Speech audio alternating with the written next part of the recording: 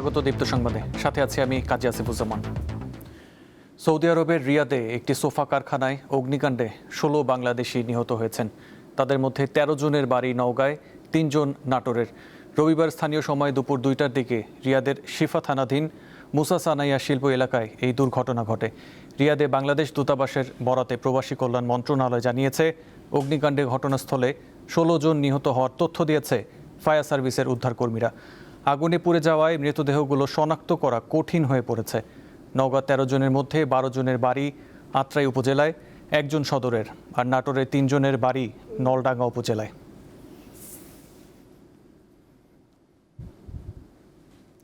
Saudi আরবের রিয়াদে আগুনে নওগাঁর ১৩ জন নিহতের ঘটনায় তাদের বাড়িতে চলছে শোকের মাতম। এ বিষয়ে জানাতে যোগ দিচ্ছেন সহকর্মী আব্দুর রৌফ। রৌফ, নিহত ১৩ জনের পরিচয় সম্পর্কে আমাদের জানাবেন, আর তাদের মরদেহ দেশে আনার ব্যাপারে স্বজনরা কি বলছেন?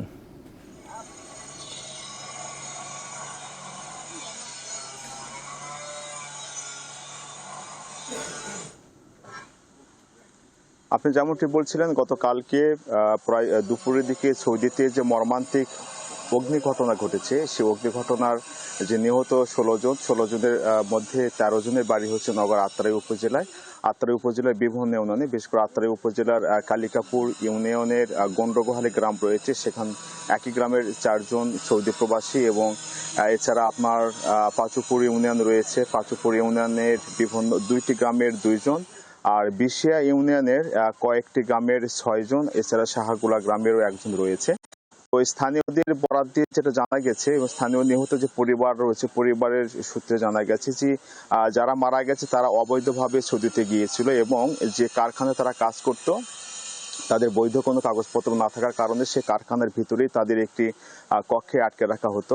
এবং অগ্নিকাণ্ডের ঘটনার যে গতকালকে যে দিন, সেদিন নাকি তারা অধিকাংশ সবাই ওই কারখানার ভিতরে যে কক্ষ ছিল সেই কক্ষে তারা অবস্থান করছিল, আর একজন প্রবাসী সে চুল কাটার জন্য বাইরে গিয়েছিল। সে চুল কেটে এসে দেখে যে সে কারখানার মধ্যে কারখানাতে আগুন জ্বলছে। তখন তার যে চিৎকারের কারণে আশেপাশের লোকজন এসে দেখে যে কারখানা আগুন জ্বলছে, এবং কারখানার মধ্যে যেসব প্রবাসীরা আটকে ছিল, নওগাঁর ১৩ জন সহ অন্যরা, তারা সবাই অগ্নিদগ্ধ হয়েছে। এই বিষয়টি নিশ্চিত করেছে জেলা প্রশাসক মোহাম্মদ সাইফুল ইসলাম, এবং সাইফুল ইসলাম তিনি আরও জানিয়েছেন যে গতকালকে ঘটনা ঘটার পর থেকে আত্রাই উপজেলা প্রশাসনের পক্ষ থেকে নিহতর প্রত্যেকটি পরিবারের কাছে গিয়ে উপজেলা প্রশাসন সমবেদনা জ্ঞাপন করছে, এবং তাদেরকে সার্বিক সহযোগিতা করার যে প্রক্রিয়া, সেই প্রক্রিয়াটি অব্যাহত রাখা হয়েছে। এছাড়া নিহতদের মরদেহগুলো দ্রুত বাংলাদেশে আনতে নওগাঁ জেলা প্রশাসন বাংলাদেশে যে সৌদি আরবের দূতাবাস রয়েছে তাদের সঙ্গে যোগাযোগ করছে, এবং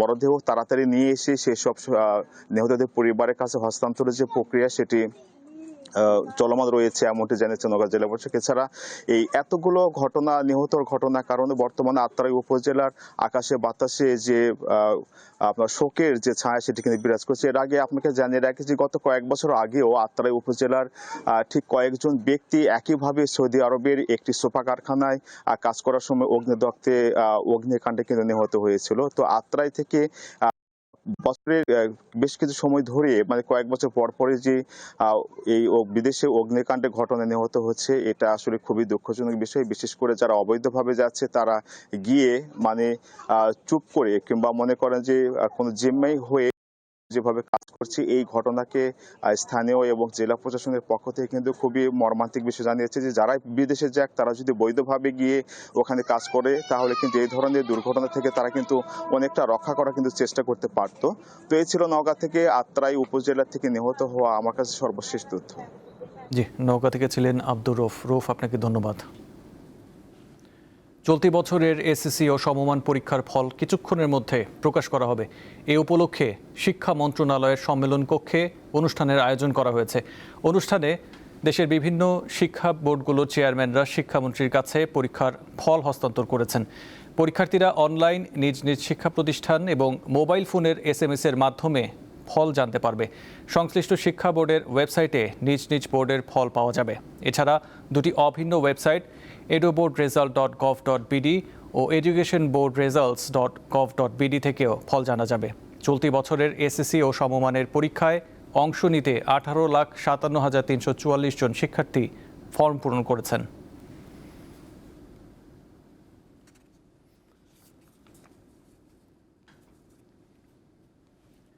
200 কোটি টাকার বেশি খেলাপি ঋণ রয়েছে এমন আরও 42টি প্রতিষ্ঠানকে চিহ্নিত করে বিদেশে পাচার করা তাদের অর্থ ও সম্পদ উদ্ধারে তৎপরতা শুরু করেছে দেশটির সংশ্লিষ্ট ব্যাংকগুলো। এর জন্য বিশ্বখ্যাত 8টি আন্তর্জাতিক আইনি পেশাদার পরামর্শক প্রতিষ্ঠানের সঙ্গে চুক্তি হয়েছে। যুক্তরাজ্য, যুক্তরাষ্ট্র, সংযুক্ত আরব আমিরাত, কানাডা, সিঙ্গাপুর ও মালয়েশিয়া সহ 12টি দেশকে প্রধান লক্ষ্য করে পাচারের অর্থ উদ্ধারের চেষ্টা করা হচ্ছে। নো উইন নো পে নীতিতে সম্পদ পুনরুদ্ধারের এই কার্যক্রমে কোনো ব্যাংককে অগ্রিম অর্থ দিতে হবে না। বিদেশি প্রতিষ্ঠানগুলো সম্পূর্ণ নিজস্ব খরচে সম্পদ অনুসন্ধান করবে।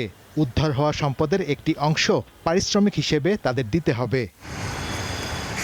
বিগত সরকারের আমলে দেশের ব্যাংকিং খাত থেকে পাচার হয়েছে প্রায় 28 লাখ কোটি টাকা, যা গত অন্তর্বর্তী সরকারের শ্বেতপত্র প্রণয়ন কমিটির প্রতিবেদনে উঠে আসে। পাচার হওয়া অর্থ ফেরাতে সে সময় টাস্কফোর্স গঠন করে কেন্দ্রীয় ব্যাংক। বাণিজ্যিক ব্যাংকগুলো এসব টাকা দেশে ফেরাতে নিয়োগ দেয় বিদেশি 8 আইনি প্রতিষ্ঠান, যারা এখন অনুসন্ধান করছে 42 ব্যক্তি ও প্রতিষ্ঠানের বিদেশে থাকা সম্পদ। 200 কোটি টাকার অধিক যে ঋণগুলো আছে, যেগুলো খেলাপি হয়েছে এবং তার মধ্যেও বেশ কিছু পাচার হয়েছে, সেই অর্থগুলো আমরা কীভাবে আমাদের ডিপ্লোমেসির মাধ্যমে হোক বা বিভিন্ন আইনি প্রক্রিয়ার মাধ্যমে হোক দেশে ফিরিয়ে আনা যায়, তার জন্য আমরা আন্তর্জাতিক বিভিন্ন প্রতিষ্ঠান যাদের পাচারকৃত অর্থ ফিরিয়ে আনার মতো সাকসেস স্টোরি আছে তাদের সাথে চুক্তিবদ্ধ হই। পাচারের অর্থ ফেরানোর অগ্রগতি জানতে রোববার বাণিজ্যিক ব্যাংকগুলোর শীর্ষ নির্বাহীদের সঙ্গে বৈঠক করেছে বাংলাদেশ ব্যাংক।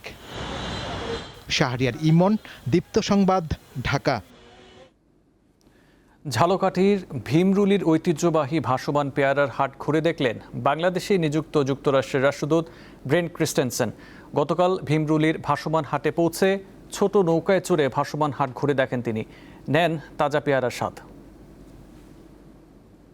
ঝালকাঠি জেলা শহর থেকে প্রায় 15 কিলোমিটার দূরে ভীমরুলিতে 3 দিক থেকে আসা খালের মোহনায় বসে ভাসমান এই পেয়ারার হাট।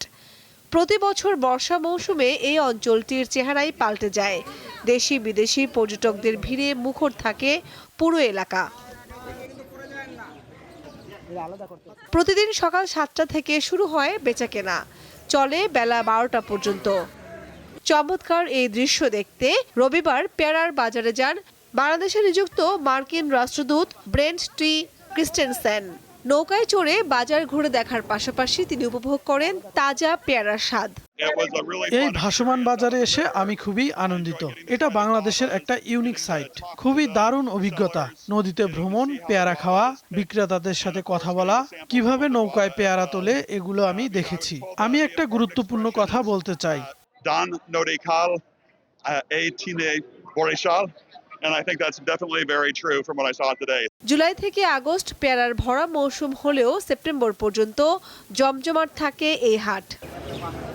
কামরুন নাহার, দীপ্ত, বার্তাকক্ষ। দেশের পোলট্রি শিল্পের অন্যতম শীর্ষ প্রতিষ্ঠান কাজী ফার্মস লিমিটেডের নাম, লোগো ও ছবি ব্যবহার করে প্রতারণার অভিযোগে 2 জনকে গ্রেপ্তার করেছে যশোর জেলা পুলিশের সাইবার ক্রাইম ইনভেস্টিগেশন সেল। গমের ভুসি কেনার কথা বলে এক ব্যবসায়ীর কাছ থেকে চক্রটি হাতিয়ে নেয় 34 লাখ টাকা। গত মাসের মাঝামাঝি সময়ে কাজী ফার্মসের পরিচালক পরিচয় দিয়ে চুয়াডাঙ্গার মেসার্স RS ইন্টারন্যাশনালের স্বত্বাধিকারী মানিক কুমার আগরওয়ালের সঙ্গে যোগাযোগ করে আবুল বাশার, মনিরুল ইসলাম ও খালেক সরকার নামে 3 জন। আগরওয়ালের অভিযোগ তার কাছ থেকে 5 ট্রাক গমের ভুসি কিনেছে। পরে গাড়ি ভাড়া, সিকিউরিটি মানি ও ভ্যাটের অজুহাতে নগদ, মোবাইল ব্যাংকিং ও ব্যাংক হিসাবের মাধ্যমেও টাকা নিয়েছে। সব মিলিয়ে তিনি দিয়েছেন 34 লাখ টাকা। এরপর আরও 30,000 টাকা ধার চাওয়ায় সন্দেহ হয় আগরওয়ালের। লোকগুলো আমাদেরকে ফোন করে বললো, ম্যানেজার সাহেব যে আপনার গাড়ি পড়ছে, আমরা মাল নামিয়ে নিচ্ছি, মালের কোয়ালিটি ঠিক আছে, আপনি বাকি মালগুলো লোড করে দিয়ে। ভাই বিলের সংক্রান্ত কথাবার্তা যখন হলো তখন যাই ওনাদের ভিতরে কথার গড়মিল পেলাম। আমরা সেই নিয়ম মাফিক ওনারা যেভাবে বললে সেভাবে কাজ কাম করলাম। বিকাল বেলা দেখে আর কেউ ফোন ধরে না, কেউ ফিডব্যাকও করে। আমাদের কাজী ফার্মের মতন একটা বড় কোম্পানি, ওনারা তো এই কাজ করবে না। ম্যানেজার আমাদেরকে রিং করে বলছে যে দাদা কিছু মনে করেন না, আমার ওয়াইফ খুব অসুস্থ, আমার একবার 30,000 টাকা লাগবে, বিকাশে 30,000 টাকা দিতে পারবেন কিনা। তখন আমরা আমাদের সন্দেহ 100 আমরা শিওর হলাম যে আমরা সিটের রাতে পড়ে গেছি। এই ঘটনায় গত 5 আগস্ট ওই 3 জনের বিরুদ্ধে প্রতারণার মামলা করেন ব্যবসায়ী আগরওয়াল। পরে ওই রাতেই যশোর থেকে মনিরুল ইসলামকে গ্রেপ্তার করে পুলিশ। পরে তার দেওয়া তথ্যের ভিত্তিতে খালেক সরকারকেও গ্রেপ্তার করা হয়। এই সময় তাদের কাছ থেকে 7টি মোবাইল, 2টি ল্যাপটপ, সিম, চেক বই, ভুয়া এনআইডি ও জাল বিল ভাউচার উদ্ধার করা হয়। এছাড়া উদ্ধার করা হয় 10 লাখ টাকা। এই প্রতারক চক্র তাদেরকে অনলাইন ব্যাংকিং এর মাধ্যমে টাকা পরিশোধ করবে মর্মে জানায়।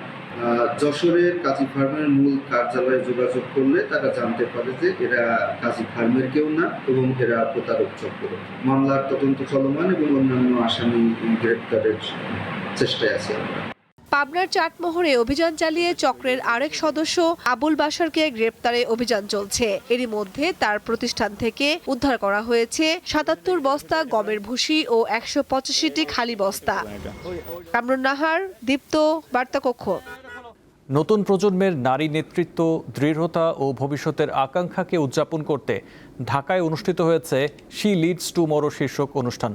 জাতিসংঘের আবাসিক সমন্বয়কারীর কার্যালয়, ইউএন উইমেন এবং ইউএনওপিএস বাংলাদেশ যৌথভাবে এর আয়োজন করে। রবিবার রাজধানীর মুক্তিযুদ্ধ জাদুঘরে অনুষ্ঠিত এই উদ্যোগটি জয়েন্ট এসডিজি ফান্ডের সহায়তায় বাস্তবায়িত হয়েছে। প্রকল্পের মাধ্যমে দেশের বিভিন্ন সম্প্রদায়ের 1000-এরও বেশি কিশোরী ও তরুণীকে নেতৃত্ব ও নিজ নিজ সমাজে পরিবর্তনের কারিগর হিসেবে গড়ে তোলার সুযোগ দেওয়া হয়েছে।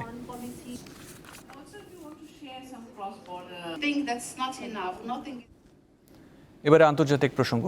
চীনের পূর্বাঞ্চলীয় উপকূলে শক্তিশালী টাইফুন ডলফিন আঘাত এনেছে। ফলে সাংহাই সহ বিভিন্ন এলাকা থেকে 10 লাখের বেশি মানুষকে নিরাপদ স্থানে সরিয়ে নেওয়া হয়েছে। রবিবার সন্ধ্যায় ঘন্টায় সর্বোচ্চ 150 কিলোমিটার বেগে ঝড়টি ঝেজিয়াং প্রদেশের ইউহুয়ানে আঘাত হানে। প্রায় 1 ঘন্টা পর ওয়েনঝৌ শহরে দ্বিতীয়বার আঘাত হানে এটি। ঝড়ের কারণে পুরো অঞ্চলে যোগাযোগ ব্যবস্থা বিপর্যয় হয়ে পড়েছে। শুধু সাংহাইয়েই বাতিল করা হয় 1400টির মতো ফ্লাইট। ডলফিনের প্রভাবে চীনা কর্তৃপক্ষ সর্বোচ্চ মাত্রার রেড অ্যালার্ট জারি করে। সোমবার সকালে অবশ্য তা কমিয়ে ট্রপিক্যাল স্টর্মে নামিয়ে আনা হয়। পশ্চিম এশিয়ায় নতুন মেরুকরণ। সৌদি আরব, পাকিস্তান ও তুরস্কের মধ্যে স্বাক্ষরিত হয়েছে মক্কা যৌথ প্রতিরোধ চুক্তি। যৌথ প্রতিরক্ষা, সামরিক সহযোগিতা ও নিরাপত্তার নতুন কাঠামো গড়ে তোলার এই উদ্যোগকে সুন্নি ন্যাটো হিসেবে দেখছেন বিশ্লেষকরা। তবে আঞ্চলিক শক্তির ভারসাম্যে এই জোট কতটা প্রভাব ফেলবে সেটি এখন বড় প্রশ্ন।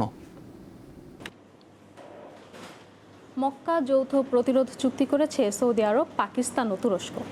ইরানের সাথে যুক্তরাষ্ট্র ও ইসরায়েলের যুদ্ধের কারণে পশ্চিম এশিয়ায় চলমান এই অস্থিরতার মধ্যেই নতুন এই জোটের আত্মপ্রকাশ হলো।